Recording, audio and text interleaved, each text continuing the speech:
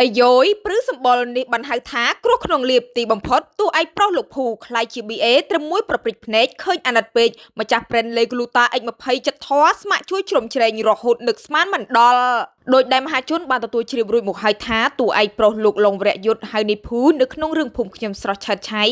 ដែលលោកមានសមត្ថភាពសម្ដែងសំឥតខ្ចោះជាមួយរូបសម្រស់អំណោយផលពីធម្មជាតិផងនោះតែអ្វីៗនៅលើលោកនេះពិតជាមិនទៀងទាត់ឡើយអ្វីៗតែងតែមានការប្រែប្រួលមានតែការប្រែប្រួលទេដែលទៀងទាត់នោះលោកភូធ្លាប់តែជាប្រុសស្អាតមានកេរ្តិ៍ឈ្មោះល្បីល្បាញបែរជាបាត់មុខមួយរយៈធំបាក់សម្រស់ស្គមស្គាំងភ្នែកខ្មៅធ្លាក់ខ្លួនរត់តុកប្រាក់ខែទទួលបាន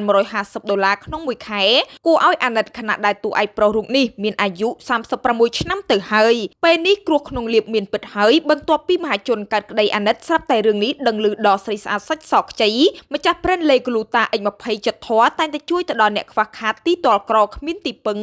ហើយឥឡូវនេះឃើញនៃភូធ្លាប់តែជាតារាមានកេរ្តិ៍ឈ្មោះល្បីល្បាញបម្រើទស្សនិកជនលើវិថីសិល្បៈបែរជាធ្លាក់ខ្លួននិងបាក់សម្រស់ម្ចាស់ brand ចិត្តធေါ် Leguluta X20 រូបនេះមិនឈរអោបដៃមើលនឹងភ្នែកទទេនោះទេបានហៅនៃភូមកធ្វើ BA ជាបន្ទាន់ជួយផ្ដល់ការងារឲ្យមានប្រាក់ចំណូលចូលរាល់ខែបន្ទាប់ពីគាត់រត់តុកនិងរត់ Pass App ដើម្បីបានប្រាក់បន្ថែមសម្រាប់គ្រប់គ្រងជីវភាពនៅក្នុងគ្រួសារលើពីនេះទៅទៀតនោះម្ចាស់ brand Leguluta X20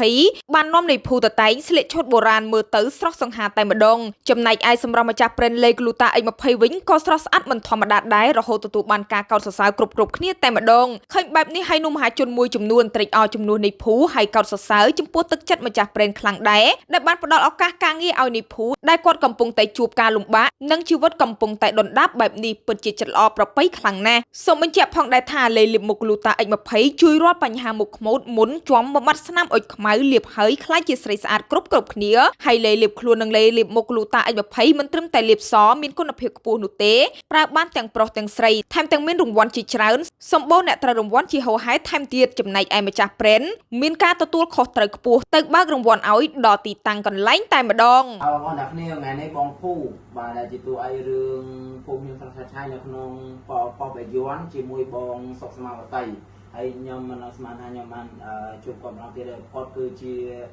តួឯករឿងហ្នឹងហើយខ្ញុំជួយចាត់មើលមែនតើចំណងដើមមើលតែគេចាត់ដែរមិនថាមើលពីភូមិខ្ញុំថតច្រើនរឿងច្រើនបាយយ័នរឿងច្រើនបាទដល់ចង់6 7រឿងក្នុងរយៈពេល5ឆ្នាំខ្ញុំក្នុងមួយរឿងគេថត3ខែក្នុងមួយថត3ខែនិយាយទៅបងឯងនិយាយតែដេកកដុតកំ pl ែងតាំងពីដើមអញ្ចឹងមកដែរគេដាក់តួអង្គខ្ញុំលើបងសែមដែលជាតារាចម្រៀងហ្នឹងក៏គាត់ថតរឿងហ្នឹងដែរបាទហើយបងអ៊ីណូក៏ថតរឿងហ្នឹងដែរអញ្ចឹងគាត់ថាគាត់ក្តេកក្តោបចឹងណាខុនក៏មានបងណាខុនក៏ថតខ្ញុំថតរឿងមួយគ្នាដែរនិយាយទៅបងណាខុនហ្នឹងតួឯកប្រុសបងសមាវតីតួឯកស្រីរឿងពូខ្ញុំពូមច្ឆរិយៈនៅបោយ័នហ្នឹងខ្ញុំទៅថតចប់ដែរបាទ